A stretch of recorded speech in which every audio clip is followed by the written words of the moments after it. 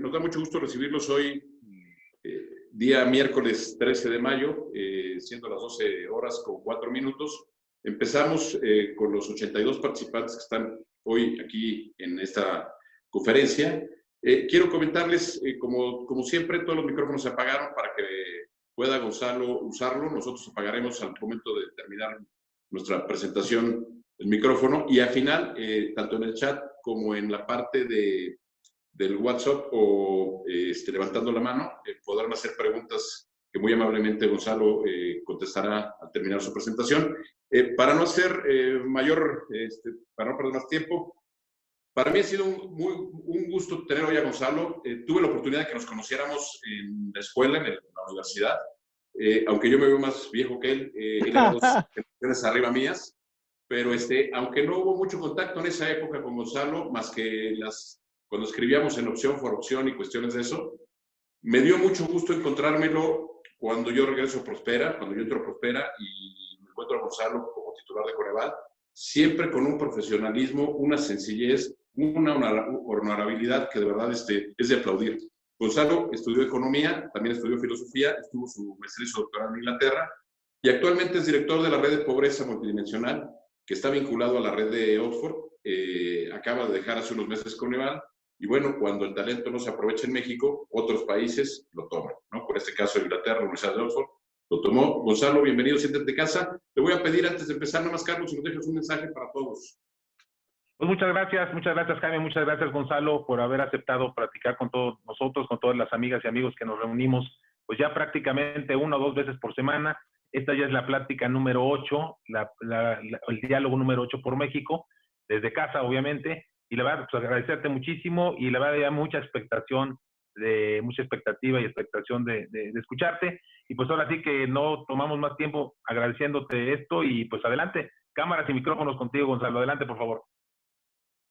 Muchas gracias, muy buenas tardes ya aquí a todo el mundo. Muchísimas gracias, Jaime, Carlos, por la invitación. Me parece una excelente iniciativa la que tienen ustedes de diálogos, de pláticas, de comunicación. Pues a esta sociedad nos hace falta diálogo y comunicación y entendimientos. Entonces, pues muchas felicidades por la iniciativa, muchas gracias por la invitación. Han tenido invitados importantes donde ha habido diálogo y mucha reflexión, entonces qué bueno contribuir con ello en esta ocasión. Entonces nuevamente reitero el agradecimiento. El tema que vamos a platicar hoy, porque es un tema que digo, yo voy a platicar, pero ustedes también en el proceso de diálogo permanente, tiene que ver con la situación actual y con lo que estamos viviendo y pasando en materia de el tema de salud y el tema del desarrollo en un sentido amplio, ¿no? Yo cuando le digo a mis alumnos, yo doy la clase en el ITAM de desarrollo económico y lo que les digo es, bueno, ¿qué es desarrollo económico? Pues uno puede pasarse pues, literalmente la clase, el semestre entero definiendo desarrollo o no desarrollo. Y yo lo que hago es decir, bueno, a mí me gusta el concepto de desarrollo que incluye 3 cosas al mismo tiempo. Incluye la generación de valor agregado,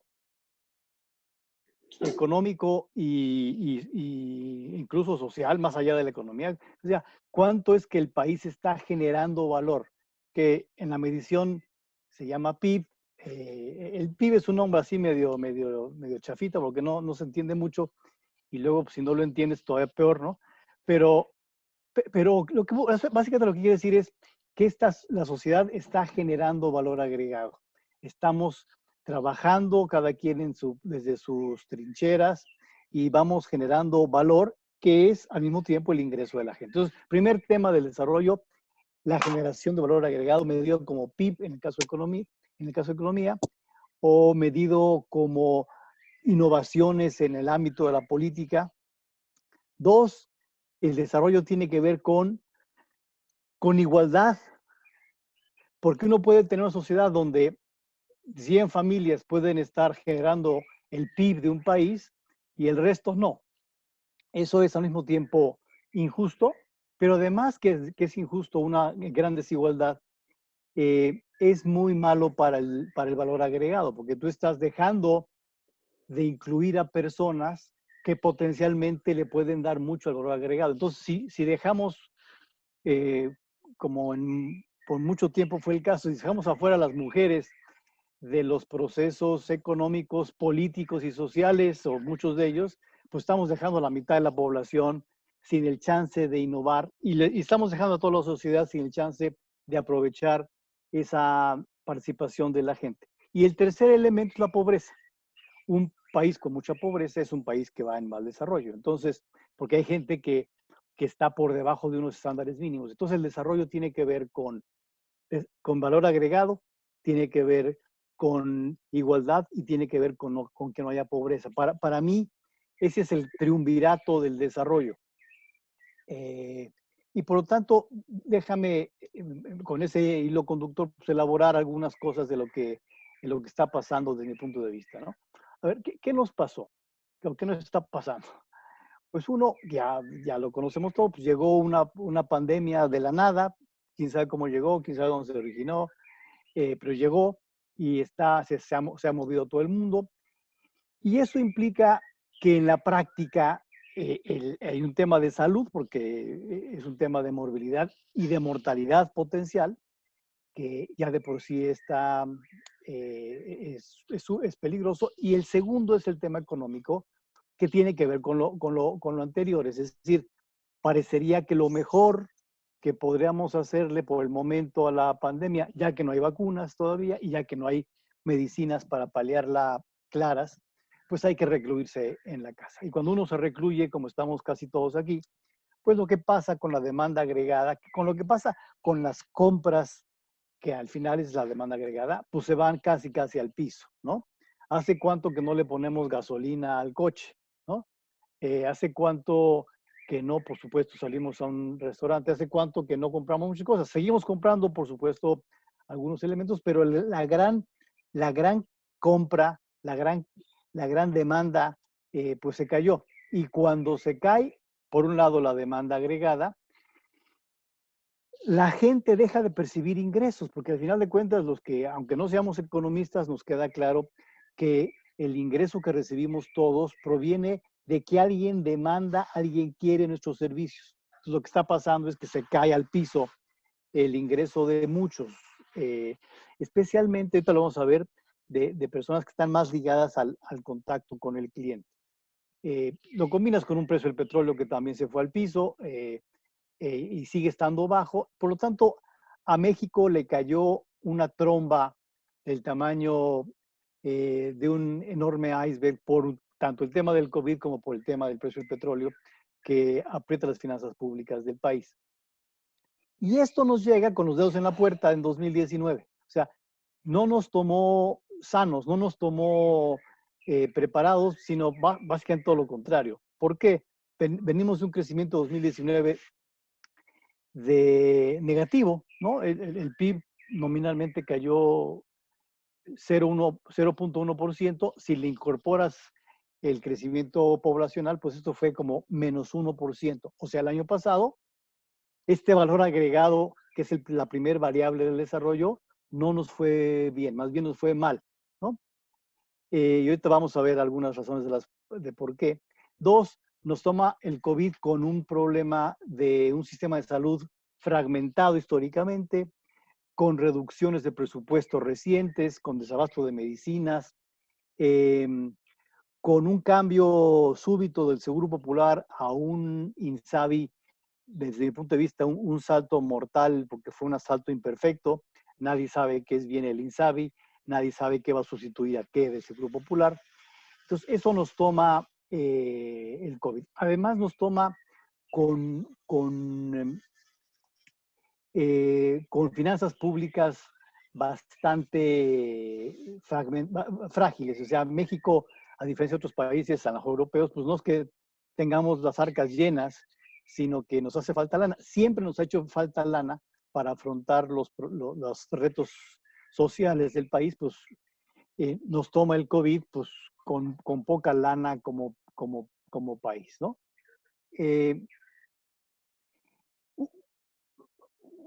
Un paréntesis muy en concreto y que a lo mejor en este grupo no es necesario, pero en otros sí es necesario, es que cuando yo hablo de esta primera variable importante del desarrollo, que es el valor agregado, medido como PIB, insisto que el PIB se oye como un concepto que no le dice mucho a la gente, ¿no? El PIB cayó, puta, ¿y qué es el PIB? No sé, pero cayó. Bueno, cuando lo ligamos al empleo, tiene sentido mucho más claro que es el PIB. Cada vez que el PIB crece, estamos viendo que al empleo le está yendo bien, a los ingresos de las personas le está yendo bien, y cuando el PIB cae, pasa lo contrario.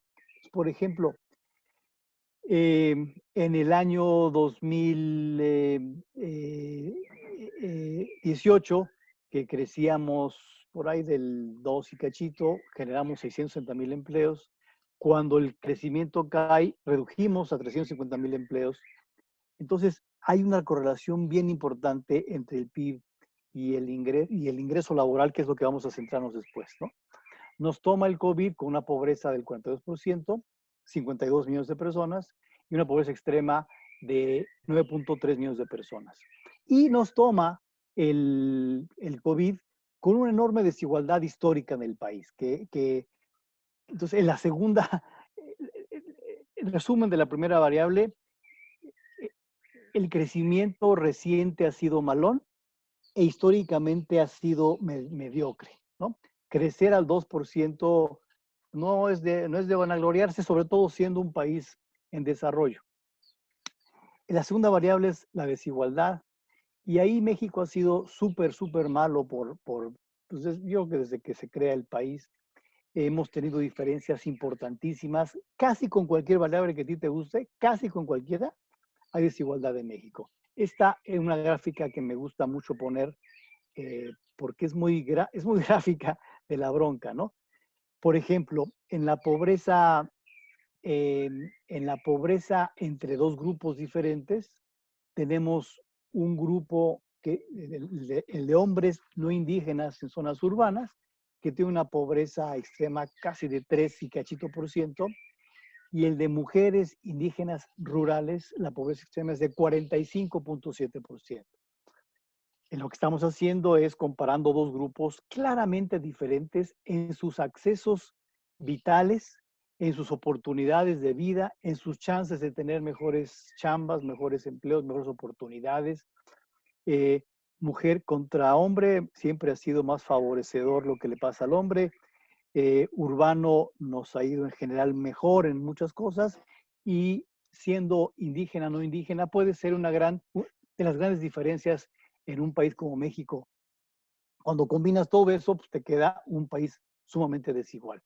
Entonces, ese es el país con el cual recibimos al COVID. Así recibimos al COVID y le dimos la bienvenida. Y ahorita, entonces déjame, después de ver qué pasó con el país al inicio del COVID, ahora vamos a ver qué está pasando. Déjame enseñarte esta gráfica de lo que pasaba hasta enero 2020. Bueno, hasta diciembre de 2019, pero se dio a conocer la información por ahí de enero, febrero de 2020. Esta gráfica lo que te muestra es qué le está pasando al poder adquisitivo del ingreso laboral en varios años. Es una gráfica que el Coneval la generamos desde hace muchos años, la sigue generando el Coneval, lo cual es muy bueno, hasta marzo que había datos. Ve la caída de la crisis 2000 primero un problema ahí de precios, pero después la caída de la crisis 2008-2009, y que no hemos podido recuperarnos de esos niveles de 2008. Casi estábamos igual, pero nos tomó del 2008 al 2018, 19, recuperarnos de lo que pasó, apenas recuperándonos. Segundo, desde el 2014, este poder adquisitivo iba creciendo. No súper rápido, pero iba creciendo. Por lo tanto, si a mí me preguntaban, como me lo hicieron en enero, febrero de 2020, oye, ¿qué crees que le pase a la pobreza entre el 2018 y el 2020? La siguiente medición de pobreza tendría que tomarse con 2020 y publicarse en 2021.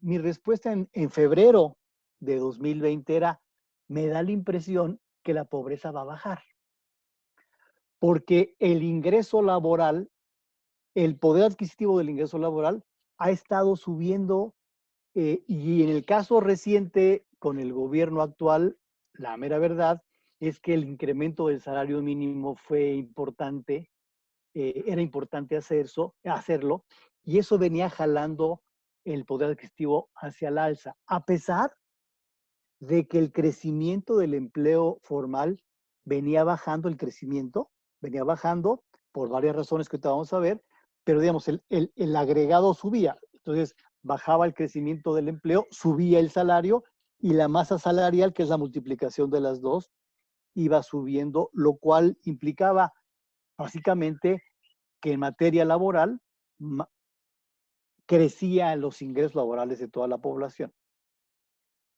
Por lo tanto, el mejor predictor que yo tengo de lo que le pasa a la pobreza en México, y seguramente así es en todos lados del mundo, es lo que le pasa al ingreso laboral.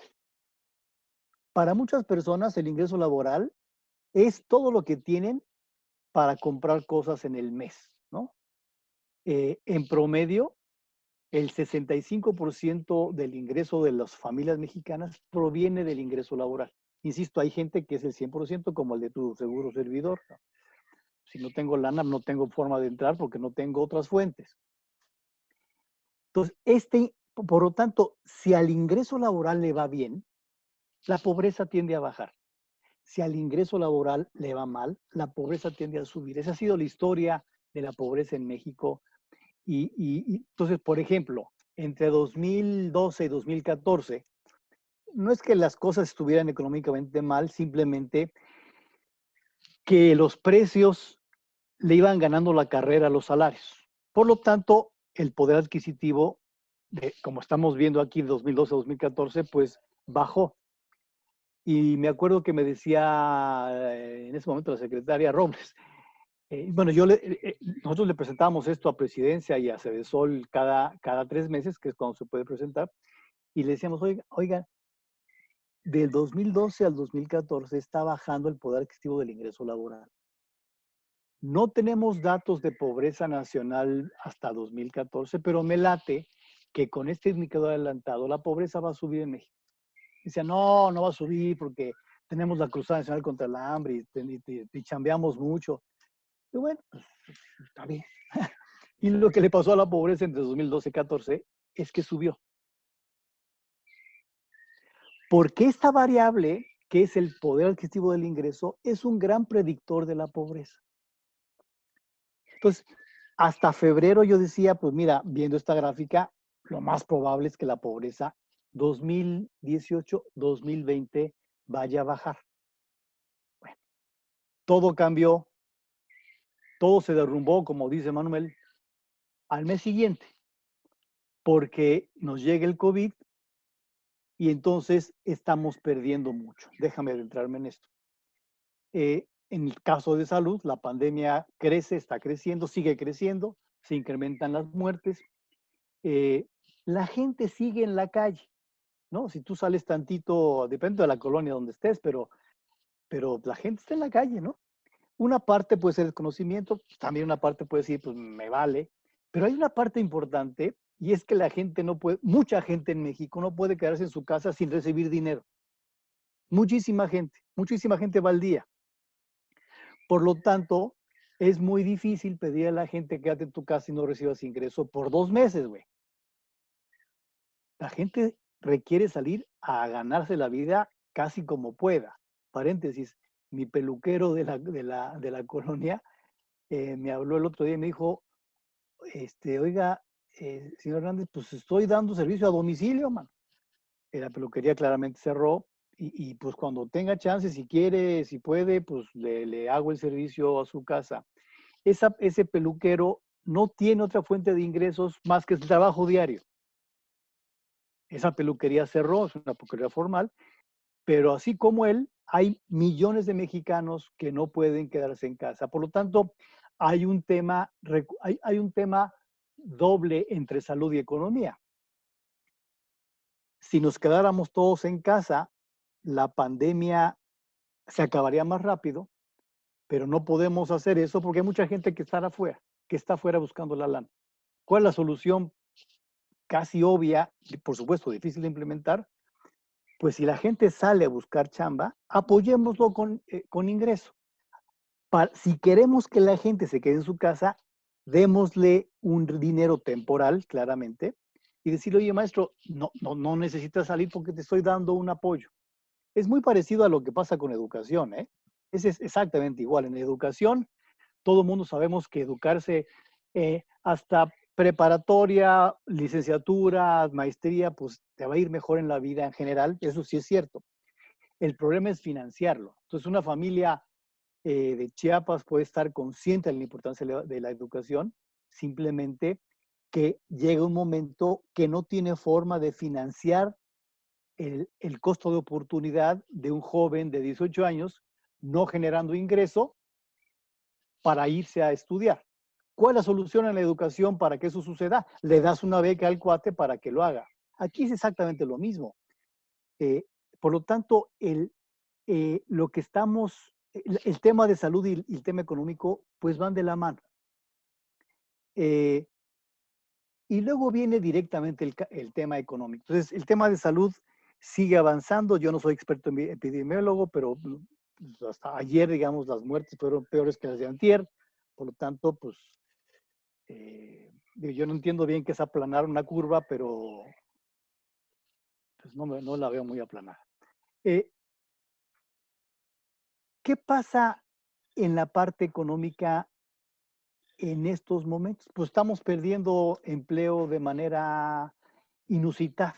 La cifra que dio esta semana el Seguro Social es que solamente en abril perdimos 555,000 empleos formales. Si le sumamos marzo, el acumulado de marzo a abril fueron como 680,000 empleos formales perdidos. Esto es un golpazo a las familias mexicanas. Quien está perdiendo en esta pandemia es el trabajo. Es quienes, muchos de ellos, tienen su ingreso del día a día. Entonces, en la parte formal estamos perdiendo empleos. Nada más para recordarnos esta cifra. Más o menos cada año, 1,000,000 de personas se incorporan al mercado laboral, 1,000,000, un poquito menos. Por lo tanto, idealmente requeriríamos generar 1,000,000 de empleos al año. Bueno, en vez de eso, estamos destruyendo empleos porque el tema de la demanda agregada, reducciones en oferta también que complementan la bronca de la demanda, pues está haciendo generar muchos menos empleos y destruyendo empleos. Eso pasa en el sector formal. En el sector informal no hay datos porque desafortunadamente el INEGI ya no pudo seguir con la encuesta de ocupación y empleo, valiosísima para estas fechas. Ojalá que el INEGI haga lo que está haciendo Colombia y Brasil, que cambiaron rápidamente, bueno, más o menos rápido, de encuestas a hogares presenciales a encuestas telefónicas para mantener de alguna manera un continuo y saber qué le está pasando al empleo. Si no sabemos qué le pasa al empleo, pues estamos como a ciegas, digamos, ¿no?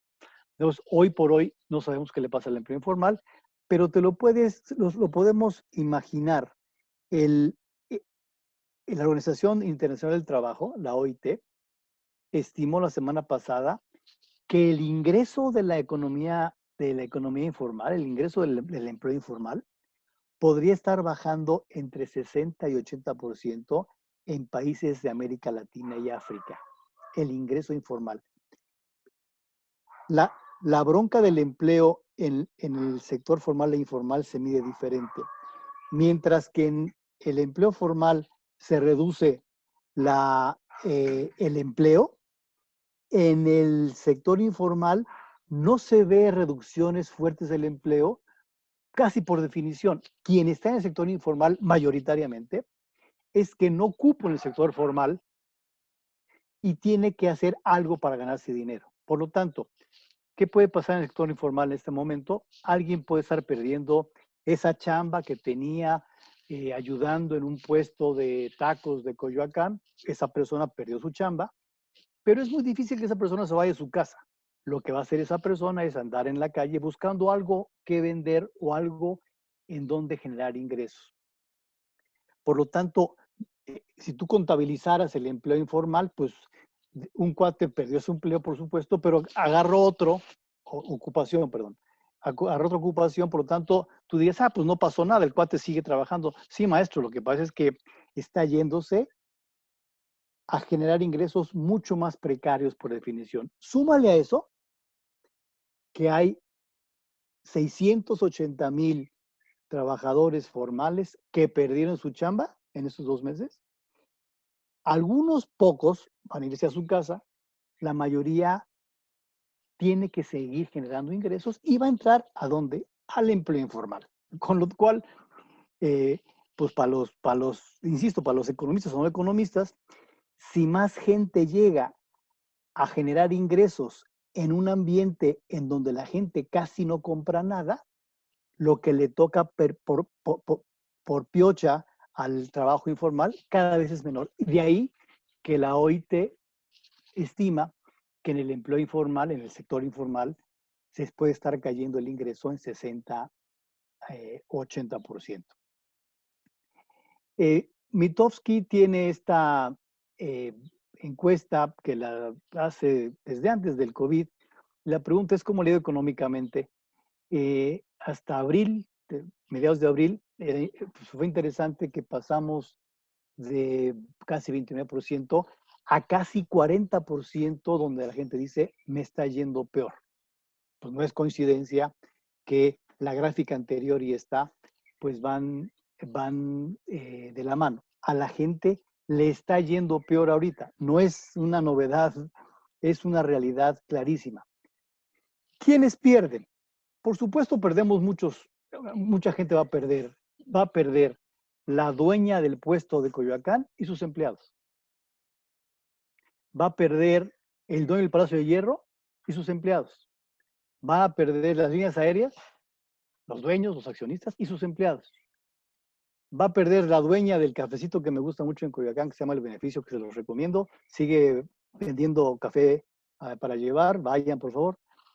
Yo no soy accionista, simplemente soy amigo y me gusta mucho. Va a perder esa dueña y sus empleados.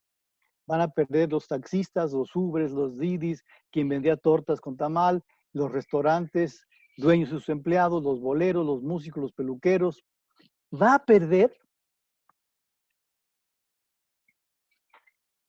la educación pública y los alumnos que van a la educación pública que tienen menos recursos que otros alumnos de otras familias con más lana que van a escuelas diferentes o con mayores herramientas.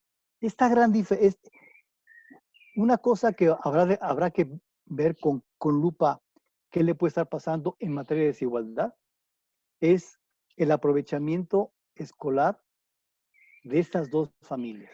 La que tiene, los alumnos que tienen su laptop y su Wi-Fi a no sé cuántos megas, que pueden seguir estudiando bien con maestros de buena calidad en escuelas que tienen el herramental, y la escuela pública rural, que no tiene los medios, tampoco los alumnos, y que seguramente, si ya de por sí había diferencias de educación fuertes, estas se están ampliando con el COVID. Van a perder quienes viven hacinados, van a perder productores y vendedores de comida. La comida se sigue demandando, habrá que ver hasta dónde aguantan las cadenas de comercialización. Va a perder el trabajo manual, el trabajo eventual sin contrato.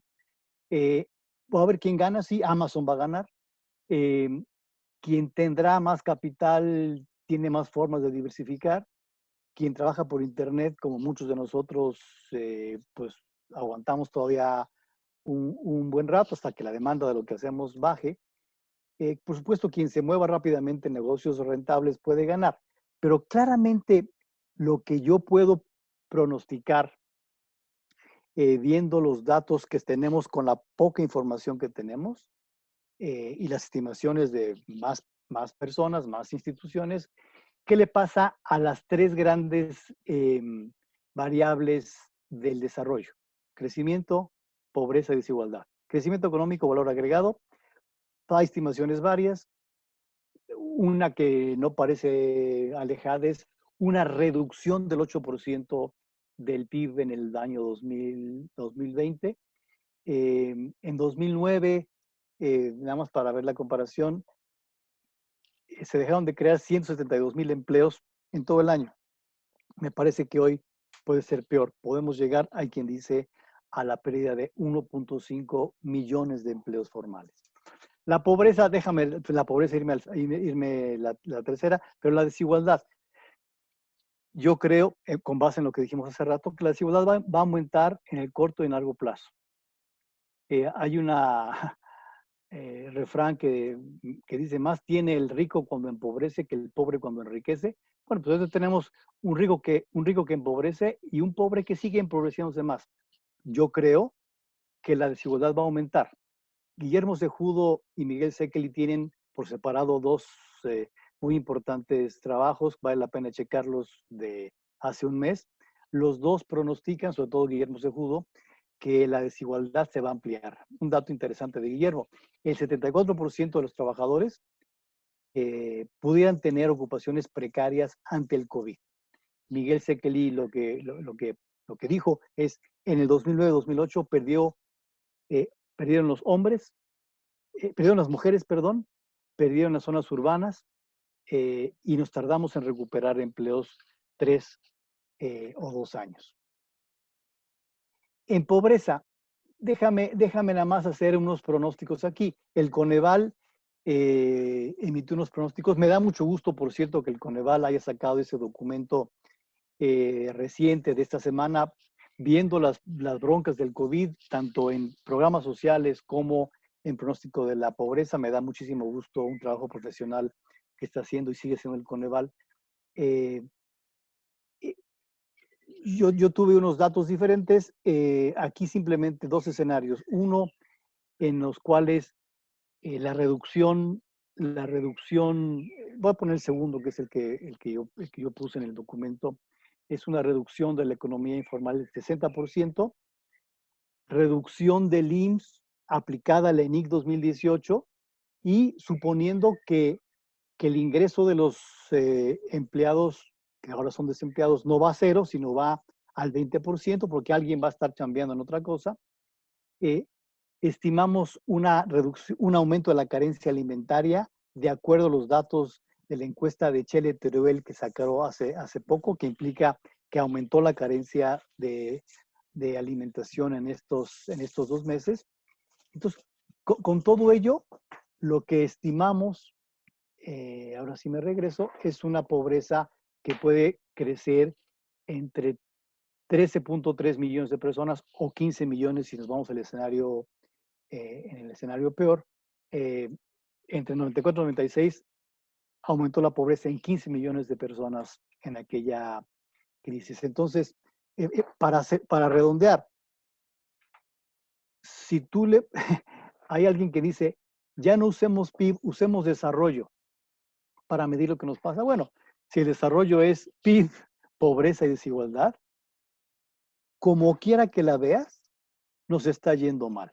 Nos está yendo mal en generación de valor agregado, en generación de trabajo, en desigualdad y en pobreza. Eso está pasando con México. Además, hay violencia. Aquí puedo hablar otra hora sobre esto, pero en general, mayor escasez en muchas circunstancias. Cuando sucede eso, se puede observar mayor exclusión, discriminación, intolerancia, envidias y violencia, tanto al interior del hogar como al exterior. Tengamos cuidado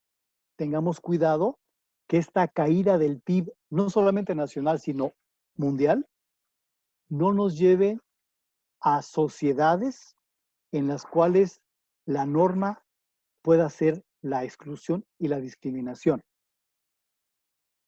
Alemania de 1930 surge después de una devastación de Alemania de los años previos. El gobierno está ayudando a esta situación. Yo creo que no. Por supuesto, el gobierno tiene algunas acciones, dos destaco. Ampliación o adelanto de los programas de adultos mayores. Se le adelantó a los adultos mayores, creo que 4 meses. Y también tenemos a los créditos que están dando tanto a formales como informales. Yo creo que es insuficiente. Yo creo que es insuficiente lo que está dando el gobierno. Y yo creo que el gobierno, desde antes de la crisis, no estaba ayudando. Y la parte más relevante y más preocupante desde mi punto de vista de que el gobierno no ayuda ni hoy ni antes, es esta falta de generación de confianza hacia la inversión privada. Me preocupa muchísimo el lenguaje de la presidencia de ver con bastante desdén a la empresa.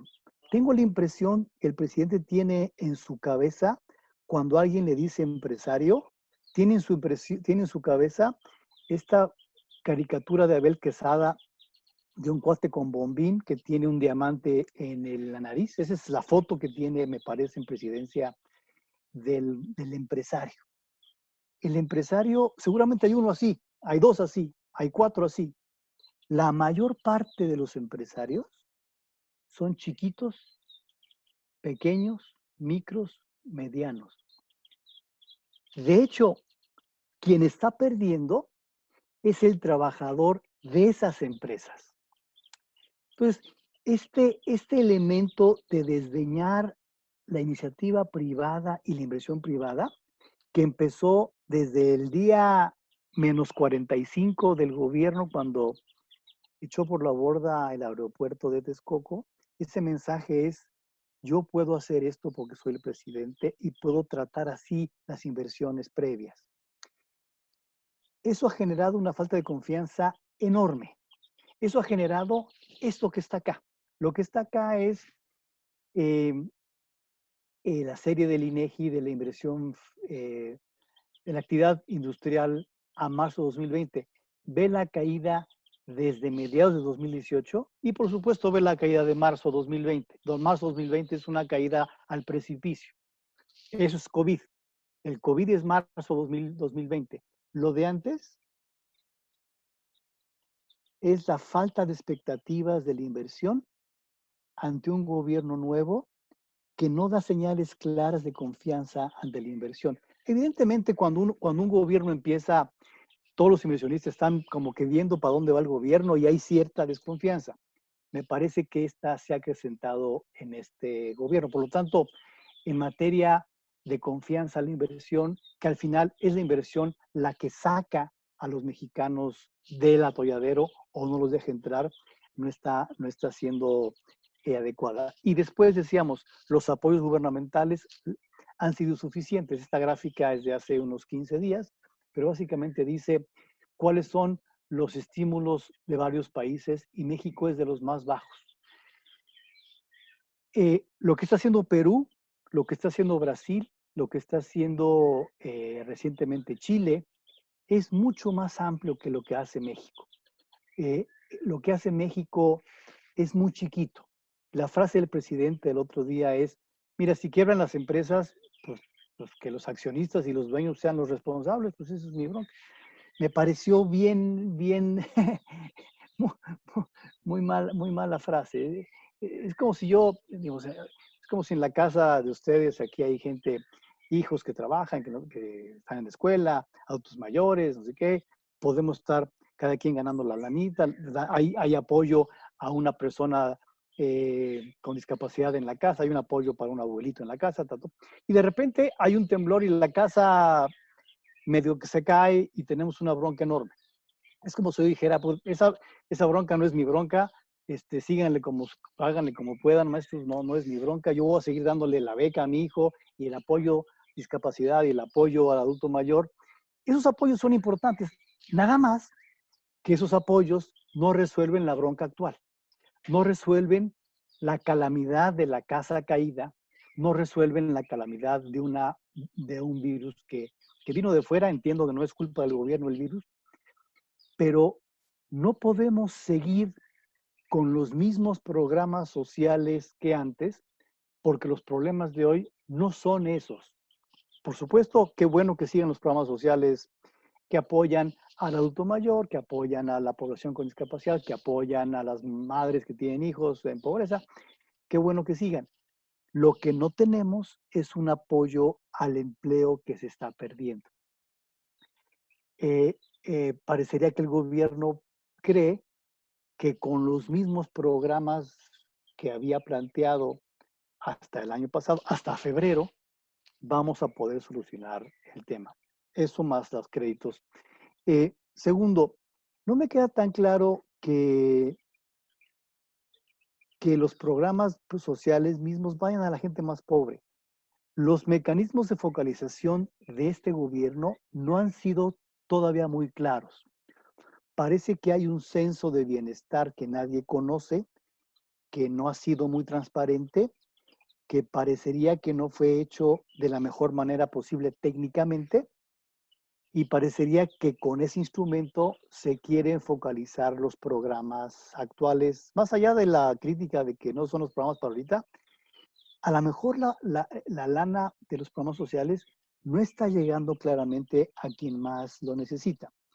Hoy ya no está el programa Prospera, desapareció el programa Prospera. Ese programa era el programa que con más claridad hacía llegar dinero a la población más pobre. No es que fuera perfecta la focalización, pero era el programa que con más claridad hacía llegar esos recursos.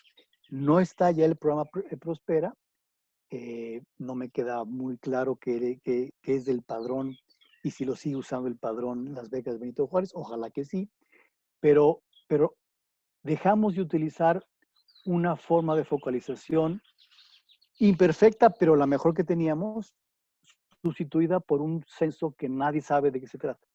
Por lo tanto, yo sí creo que esta tragedia que está generando el COVID, que no es culpa, la tragedia de nadie, llegó de afuera, no estamos sabiendo entrarle como debemos.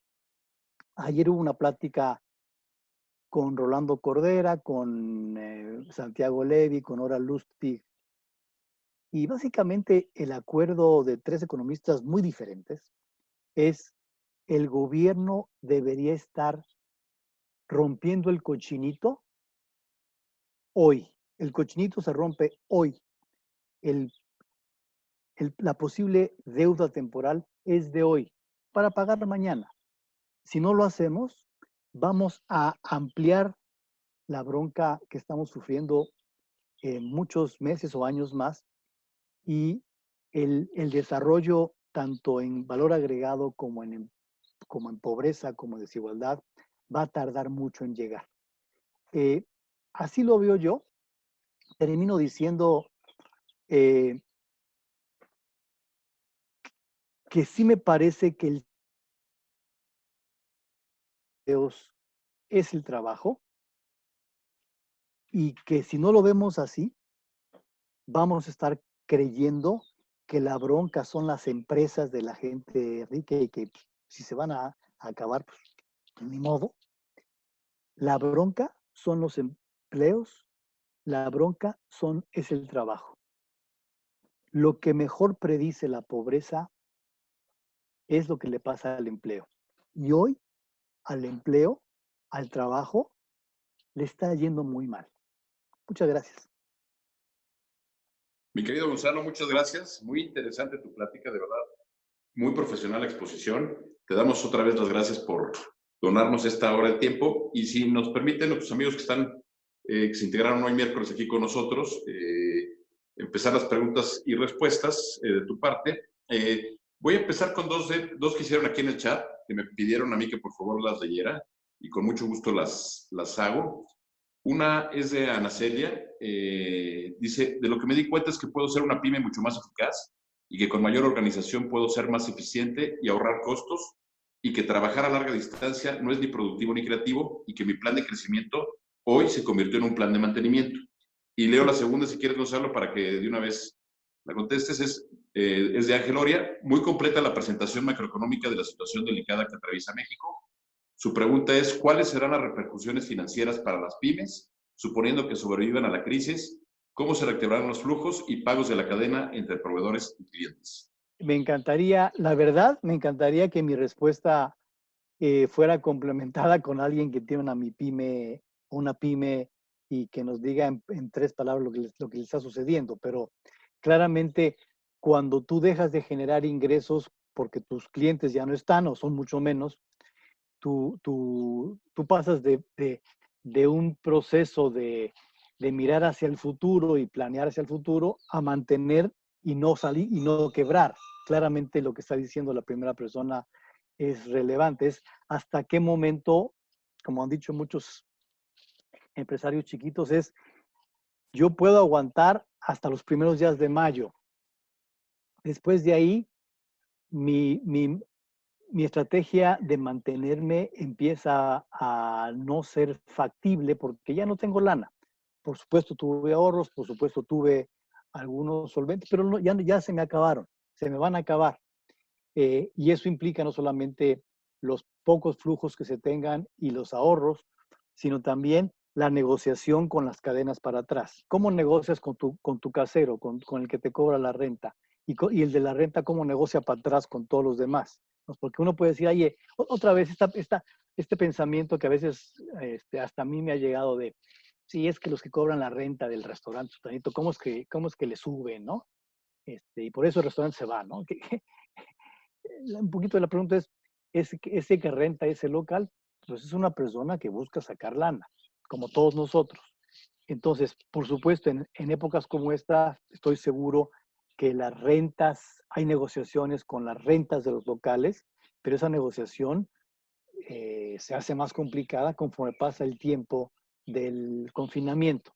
Entonces, por lo tanto, dependiendo de la naturaleza de la empresa y dependiendo qué tan fácil la empresa puede cambiar de giros o de cambiar de productos, hay unas que no pueden hacerlo tan fácilmente, el plan va a ser uno otro. Tengo un amigo vecino cuya empresa chiquita produce todo lo que tiene que ver con telas, con textiles, camisas, hace muchas camisas, le piden muchas camisas los políticos cada vez que hay elecciones, muchas camisetas. Solo lo que está haciendo son caretas y está haciendo cubrebocas, obviamente. Él puede cambiar de giro y seguramente su flujo de ingresos va a caer, pero no va a caer tanto. Entonces, más allá de mi presentación, Jaime, sí me encantaría, no sé si hay tiempo de que alguna persona pueda complementar con lo que le está pasando de viva voz, ¿no? No sé, por ahí, creo que Ángel Oria tiene una experiencia importante. Ángel, ¿podemos abrir el micrófono para que nos des esa experiencia que dice Gonzalo? Hola, buenas tardes a todos. En principio, la problemática que en particular vemos es la manera en que se vincula la cadena de valor entre proveedores y clientes, en donde primero se empieza a dar un fenómeno que cualquier pretexto es bueno para eludir el pago o darle la vuelta y postergarlo lo más que se pueda. En esta parte valdría la pena pues el que se hiciera un ejercicio de solidaridad y se mandaran mensajes en donde esto no ayuda precisamente a fortalecerla y a lograr que el empleo que se genere mucho o poco, pues al menos no se siga deteriorando. Hoy, por ejemplo, cuando tú tienes proveedores de un lado con los cuales no puedes negociar, como podría ser el caso de las grandes empresas multinacionales o Pemex o las pymes, pues se ven un poco como un sándwich de jamón sin jamón, porque por un lado sus clientes, hablando de un ejercicio de distribución y comercialización, pues tienen que hacer frente al compromiso de pago, pero por el otro lado, pues los clientes no están asumiendo la responsabilidad y encuentran, pues probablemente en algunos casos sea una realidad, en otros no tanto, pero la justificación de la crisis de la pandemia del COVID como el argumento perfecto para no asumir sus compromisos. Entonces, ¿cómo se podría vincular el sistema financiero en este entorno macroeconómico que tú presentaste muy completo, en donde está Yuri aquí como parte importante del sector financiero? ¿Cómo se podrían vincular esas cadenas? ¿Cómo pudiésemos, a lo mejor el tema de un crédito, no llevarlo directamente a la empresa que está siendo la acreedora, llevarle opciones a los clientes para resolver la problemática y mantener la planta productiva funcionando? Sería mi participación. Muchas gracias. Gracias, Ángel. Bien interesante, Ángel. Yo quiero complementar una cosa que dije antes, pero quiero subrayar. Alguien decía, no me acuerdo quién decía, Luis de la Calle, decía, un país tiene o puede tener crecimiento económico cuando está viendo buenas perspectivas hacia el futuro, ¿no? O sea, todos nosotros podemos decir, híjole, sí, creo que sí me voy a aventar esa maestría, creo que sí me voy a aventar ese negocio, porque le veo futuro a mí y al país o a mi sociedad donde estoy. Cuando eso no, y el futuro te lo dan muchas cosas, tu percepción, las noticias que ves y los mensajes gubernamentales. Yo déjame insistir que el mensaje sobre la confianza de la inversión no lo veo, no está ahí, y a veces ha sido el contrario, ¿no? Si quiebran, pues es la bronca a los dueños, pues no es mi bronca. Ese mensaje no le da esperanzas, no le da futuro a las inversiones. Y no estoy diciendo que el gobierno entre a rescatar a todos. Estoy diciendo que un mensaje de apoyo y un apoyo más concreto y más eficiente como los que Ángel sugería, me parece importante. No sé si Yuri quiere decir una cosa adicional. Lo que te nombraron, mano. Yuri, te quitamos el micrófono. Doctor, no, pues gracias por darme aquí una breve palabra, Gonzalo, Ángel, por citarme. El tema, concuerdo con todo lo que se ha mencionado. Muy brevemente ahí, definiste muy bien ahí lo que va de la relación ingreso, empleo, pobreza. Eso es fundamental, ¿no? El doble shock económico que estamos viendo, el doble shock por la oferta y por la demanda es contundente, es doble play, ¿no?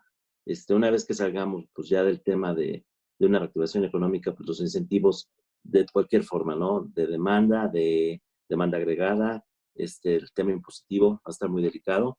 Un elemento importante, lo veo, lo siento por las funciones que realizo, va a ser el tema de la liquidez.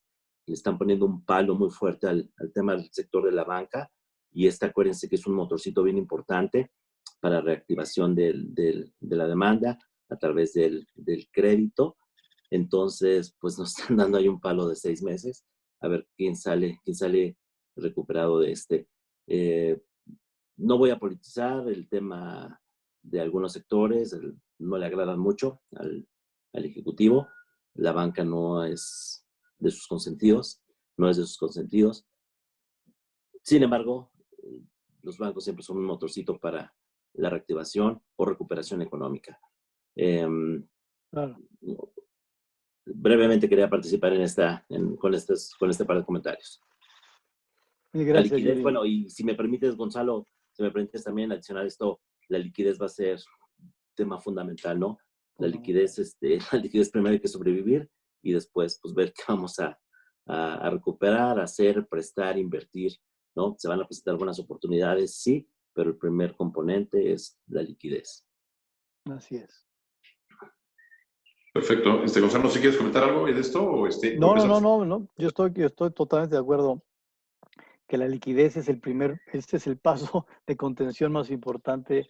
Sin liquidez, pues lo que sigue ya es mucho más complicado, ¿no? Claro. Tenemos a Eduardo Nader. Eduardo, te abrimos el micrófono. Muchas gracias, Jaime. Muchas gracias, Gonzalo y Carlos, por estos diálogos. Gonzalo, a mí me preocupa también el factor del tiempo, porque aparte de todo el escenario que tú pones, esto se agrava pues teniendo que esperar el momento de abrir la economía.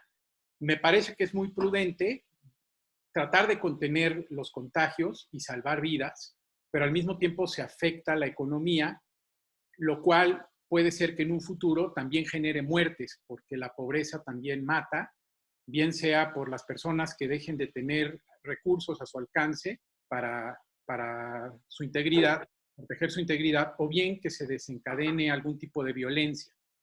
La pregunta que te quiero hacer es, quiero pensar que el gobierno, de alguna manera, pues, está viendo estos posibles escenarios. ¿Quién es la entidad encargada de valorar esto, de valorar cuál es cómo se conseguiría el mal menor, en qué momento se vale abrir la economía a pesar de que morirían personas contagiadas o si se debe prolongar? O sea, ¿existe alguien que está pensando en esto? ¿Y con base en qué información se tomarían estas decisiones? Eduardo, digo, ya no estando en el gobierno, entonces me alejo de un poquito de quiénes deciden. O sea, te lo voy a responder como un usuario de la información y alguien que ve lo que sucede un poquito más desde lejos del gobierno. Pero yo creo que le están, como siempre, haciendo mucho caso a Hugo López-Gatell, sigue siendo ahí una persona relevante, pero también estoy percibiendo que los americanos están insistiendo en las cadenas de valor por las razones que tú dices, o sea, y por lo tanto las decisiones van a ser, que al final la decisión es presidencial, como todo lo que pasa en el gobierno, sobre todo en este gobierno, y va a ser una mediación rara. Digamos, si tú sabes que el presidente le está haciendo muchísimo caso a los americanos, mucho más de lo que hubiéramos esperado. Entonces yo creo que la decisión que es presidencial va a tener mucho que tomar va a tomar mucho en cuenta lo que están sugiriendo los americanos, sobre todo las partes automotrices y demás. También lo de Hugo, y aquí el peligro es que ni Estados Unidos como gobierno, ni México como gobierno, estamos todavía del otro lado de la pandemia. O sea, es clarísimo que los dos países seguimos en broncas bien fuertes. Insisto, la mortandad de ayer fue mayor que la de antier y la de antier y la de antier.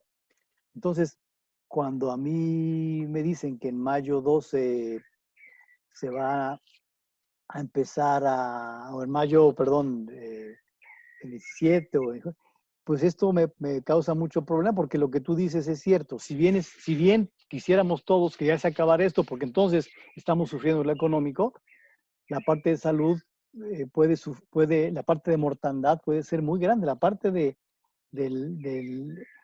los hospitales que ya están llenos, se va a llenar más. Me parece que, regresando a tu pregunta, ¿quién toma las decisiones? No me queda claro. Por supuesto, sé que es el presidente. No me queda claro con qué variables contundentes la está tomando.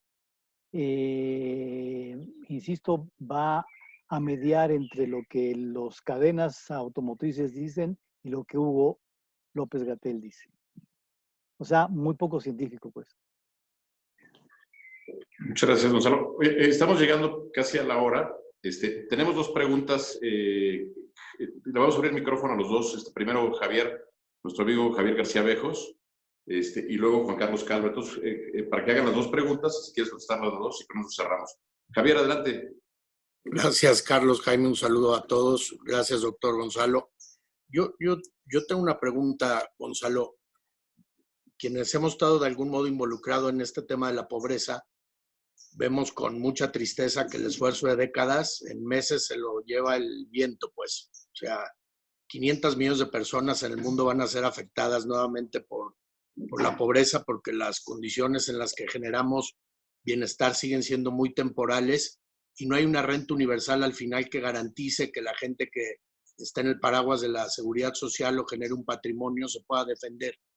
¿Qué piensas tú que debiera orientar el debate público hacia el futuro sobre el tema de programas sociales, más allá de México y de lo que está pasando en el país, en donde la verdad es que, o sea, yo no podría hacer un juicio objetivo? Yo sí creo que Prospera era una herramienta fundamental para el combate a la pobreza, y no estoy de acuerdo en que hoy día no existan censos, ni objetivos, ni reglas claras sobre el combate a la misma por más dinero que se le inyecte.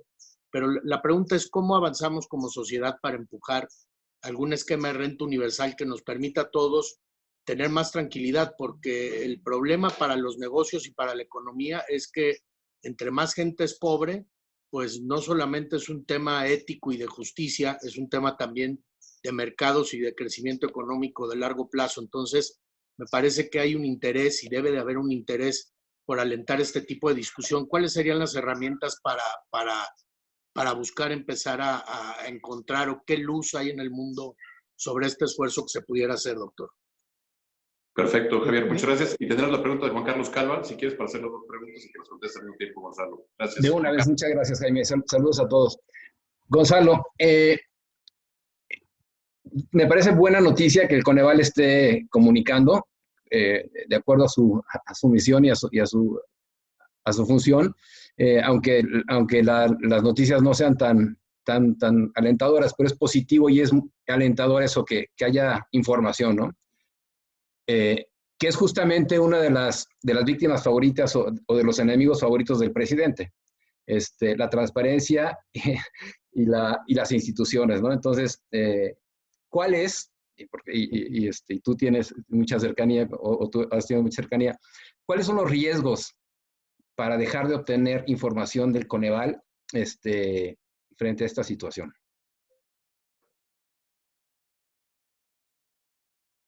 Traías apagado tu micrófono, Gonzalo. Empiezo con la tuya, Juan Carlos, y luego voy con mi querido Javier. Yo creo que el peligro ya llegó, ya se materializó, porque ya el INEGI dejó de producir la encuesta nacional de ocupación y empleo en marzo. Pues eso ya sucedió. Y cuando tú no tienes información, en el caso de Coneval, por parte del INEGI, pues se te va una buena parte de tu quehacer. Vamos a ver qué va a pasar con la encuesta de ingreso-gasto de los hogares, que debería empezar en agosto, para ver la evolución de la pobreza 2018-2020. No sé qué va a pasar con la ENIG 2020, perdón. No sé si ya habrá, en fin, entonces ya esa bronca ya llegó, Juan Carlos, ¿no? El reto del INEGI y del Coneval, sobre todo del INEGI, es cómo cambiar de manera flexible hacia formas de recolección de información vía remota como teléfono. Colombia lo hizo, Colombia lo está haciendo. Colombia se llama su gran encuesta de hogares, por ahí, que es presencial en hogares, ya la cambió telefónica. Redujo el cuestionario, hizo unos ajustes, pero ya la está haciendo Colombia y Brasil. Entonces yo creo que el INEGI debería de hacer lo mismo muy pronto, la verdad, ¿no? Y el segundo peligro es que deje de haber lana para el Coneval. Eso depende de la Secretaría de Bienestar, pues eso pues sí puede suceder, pues, ¿no? Entonces sí es, hoy por hoy lo digo con sinceridad y siempre lo he dicho desde que me fui del Coneval, mientras que las personas que siguen ahí son profesionales, el cambio de consejeros fue profesional, la gente que llegó en balance es buena. Entonces yo creo, y el documento este que me dio gusto que sacaran, pues un buen documento, ¿no?, que va en el espíritu de siempre de un Coneval independiente, entonces me parece que va bien. Eh, por el momento. En el caso de Javier, mi querido Javier, qué gusto de saludarte desde lejos. A ver, idealmente, pero lo ideal, y después vamos a ver qué pasa con la política de veras, pero ahora sí que ya se fue el niño al pozo, tenemos broncas, pues lo que seguiría lógicamente es pues, tapar el pozo. Es decir, México, o sea, por supuesto, Prospera era un programa bien importante, pero de todos modos nos hacía falta generar un verdadero sistema de protección social más amplio. Prospera era un cachito y nos faltaba un verdadero sistema de protección social más universal, más amplio, más congruente entre el IMSS y el Seguro Popular, algo mucho más coherente. Después de que nos pasó esto, pues uno diría, bueno, que no nos vuelva a pasar, mano. Tengamos, desde mi punto de vista, una política social con dos grandes ejes. El primer eje es un eje hacia, ahora sí, la igualdad de oportunidades. Para mí, digo, esa palabra, yo sé que está ese concepto está ahí muy, hemos trillado, pero en el fondo uno requiere una sociedad en la cual el tener éxito en la vida no dependa de si eres indígena o no indígena, o mujer o hombre, o heterosexual o gay, que no dependa de eso. México está lejos de una igualdad de oportunidades porque los que van ganando los puestos, las lanas, las licitaciones, pues no son las mismas personas, pero es el mismo grupo, digamos, ¿no? Cuando un indígena pueda competir al tú por tú en una licitación gubernamental, pues ya estaremos hablando diferente. Cuando un indígena pueda tener chance de acceder a la presidencia de la República, no solamente el ejemplo único de Benito Juárez, que no es relevante para ahorita, pues ya estaremos hablando de un país más justo y, bien importante esto, bien importante, no solamente un país más justo con igualdad de oportunidades, un país con mayor valor agregado. Porque si tú permites que los 127 millones de personas, digamos, los adultos, pues, puedan incorporarse, puedan innovar, puedan participar activamente, a veces ganas, a veces no ganas, pero puedes participar con innovación, el valor agregado crece. Entonces, cuando tenemos una sociedad desigual, es injusto, como lo dijiste, es injusto bajo cualquier teoría de justicia y es poco eficiente. Entonces, una política social, Javier, que vaya, no solamente que sea para reducir pobreza, que es importante per se, sino para que además de reducir pobreza, tengamos esa visión de igualdad de oportunidades, de igualdad de chances, de igualar esas brechas enormes que ha habido. Y el segundo pilar, es los sistemas de protección social ya per se. Protección social tiene que ver con riesgos. O sea, todo el mundo tenemos riesgos de todo y para solventarlos pagamos los que podemos un seguro y cuando lo podemos pagar y si pasa la tragedia, pues ya el seguro te aliviana. Cuando no puedes pagar un seguro, te quedas a las inclemencias de la suerte un poquito. Por lo tanto, poder generar un sistema de protección social amplio me parece importante, amplio y universal. Ahí la renta básica podría tener un papel importante. Lo hemos platicado tú y yo varias veces. Hay muchos puntos de vista, pero más allá de decir, oye, es este ingreso básico universal que puede ser una solución, es cómo pensamos los mínimos para que cuando alguien caiga, automáticamente se aplique ese apoyo. A mí me gustaba mucho siempre el concepto del programa de empleo temporal, ¿no? Que ya no existe tampoco, ¿no? Pero ese era de los pocos programas conceptualmente verdaderamente de protección social automático.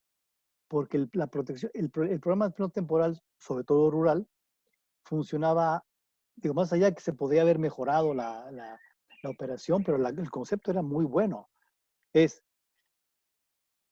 la población que no tiene ingresos, que se le acabó los ingresos, sobre todo de la cosecha del año, pues ¿qué hace esa gente sin ingresos el resto del año? Pues muchos se van al norte a chambear como jornaleros. Bueno, la otra opción es que puedan chambear en cosas manuales y con esa chamba se les da un jornal que lo que hace es suavizar el consumo de esa gente para que no se pegue en el piso y es automáticamente focalizado, a diferencia de Prospera, porque tú no requieres hacer un examen de ver si es pobre o no. Si el cuate llega por un jornal acotado a chambear manualmente, es que el cuate es pobre y lo requiere. De hecho, en la India, el programa que se llama Mahatma Gandhi es el programa de empleo temporal, pero de manera masiva. Es universal. Cualquier persona puede entrar al programa de empleo temporal, tú, yo, Slim, quien sea. Simplemente que solamente los que lo necesitan van a presentarse a generar como beneficiarios. Y se salen en el momento que tienen un mejor trabajo y una mejor oferta. Entonces, es autofocalizado. Ese tipo de cosas, Javier, a mí me gustaría que ahora sí construir, no solamente para la pandemia de mañana, sino para los riesgos permanentes de la población, un sistema mucho más eficiente, incluso del que teníamos antes, que había mucho que hacerle, y que podamos rescatar empleo temporal, apoyos condicionados y no condicionados, una mezcla que sea claro para todos, que sea universal y que no haya las divisiones que Santiago Levy alertaba entre el IMSS y el resto, ¿no? Por más que el Seguro Popular dio beneficio, pues sí había esa división. Hoy con el INSABI se empeora esa división, por cierto. No solamente se empeora, se pone en la Constitución, que a mí me pareció paradójico, en la Constitución se pone que de aquí para adelante México va a tener dos sistemas, el formal y el informal. Absurdo. Me pareció absurdo poner en la Constitución eso. Con todo respeto. Querido Gonzalo, muchas gracias de verdad por tu tiempo. Como diría el clásico, tu participación nos cayó como anillo al dedo. Muchas gracias por estar con nosotros. De verdad es un orgullo tenerte. Lo digo a título personal, que te conozco. Siempre en el tiempo que ejerciste fuiste un profesional, muy honesto y muy ejemplar. Cualidades que cualquier servidor público admiraría en una persona. Y hoy que estés con nosotros, de verdad, muy agradecido por tu participación. No sé si quieres dar un último mensaje para permitir a Carlos que cierre la plática. Yo nada más agradecerte mucho, Jaime, tus palabras. Yo, por supuesto, de los funcionarios que aquí veo, pienso pues, lo mismo. Ahí está Félix, ahí está Javier, ahí estás tú y otros que han sido muy buenos funcionarios, muy responsables, muy serios. Pues agradecerles muchísimo todo su tiempo y la invitación. Muchas gracias, Gonzalo, y te animamos, si te animas después a seguir con estos diálogos. Y querido Carlos, te dejo para que nos des un mensaje final, Carlos Sandoval. Bueno, pues muchísimas gracias, Gonzalo. La verdad, a los 120 amigas y amigos que participaron hoy en estos informes de casa. La verdad, es importante su participación, que estén con nosotros, pues muchas gracias. Invitarlos a que sigan también con nosotros. Este próximo lunes estará con nosotros la senadora Vanessa Rubio y pues los invitamos, será a las 11 de la mañana, están totalmente invitados. Y pues darte a ti, Gonzalo, un fuerte abrazo desde lejos, pero un gran aplauso, podrás ver. Muchísimas gracias, felicidades, gracias a todos, saludos, buen provecho y nos estamos viendo aquí en Diálogo. Ahí está Hugo Félix y Fausto Pretelín, mucha gente connotada de esta vida. Así es. Todos ustedes. Un abrazo a todos, Gracias, saludos. Gracias. Gracias. Gracias, un abrazo fuerte. Gracias.